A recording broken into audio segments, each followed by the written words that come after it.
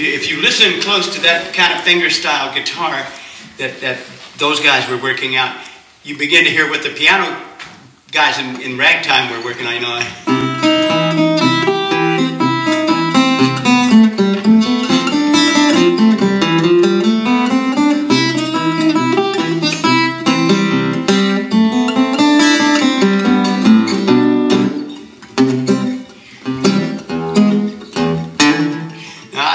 in Southern California, so a lot of my exposure to the old school blues before I started learning it off of records, and before I started seeing a lot of the rediscovered guys. I love the rediscovered term because none of those guys were aware that they were lost in the 60s. But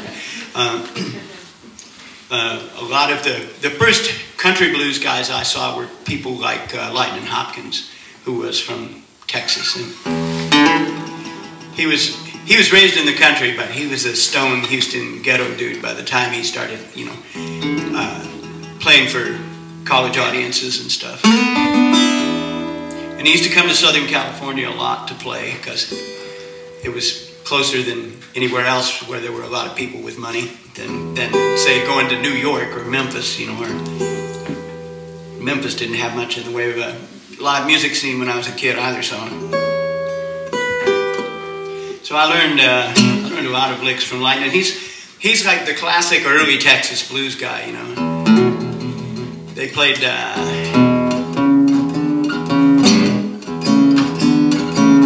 kind of the classic shuffle, you know, and there was a sort of combo between that and a boogie beat, you know. This is a tune I learned from Lightnin, and it's called Mojo Hand. And the Mojo Hand is the strongest of the charms in the Mojo family from the Hoodoo religion, which is the Mississippi variant of Voodoo, Candomblé, Santeria. They're all basically the same religion, you know, except in the Haitians figure they invented it, and they don't like the Louisiana voodoo because they say that it's wrong to stick pins in dolls.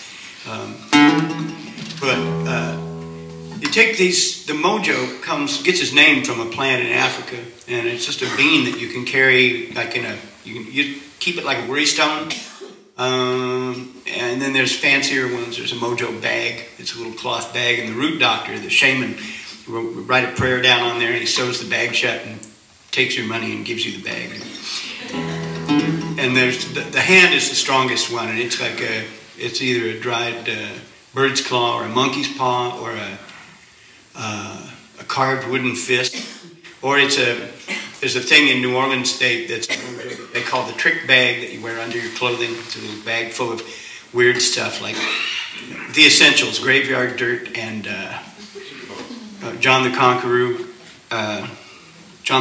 root, and you know, petrified eagle's eye and stuff like that. Put some drops of liquor in there, maybe some drops of blood, maybe a little gunpowder, like all the important stuff, you know. And when black women would run away and live with the First Nations, they developed a little hidey place inside their breech clout for their Mojo, and it was called the Nation Sack. And when Robert Johnson sang, "I took her last nickel out of her nation sack," it means they were fairly well acquainted.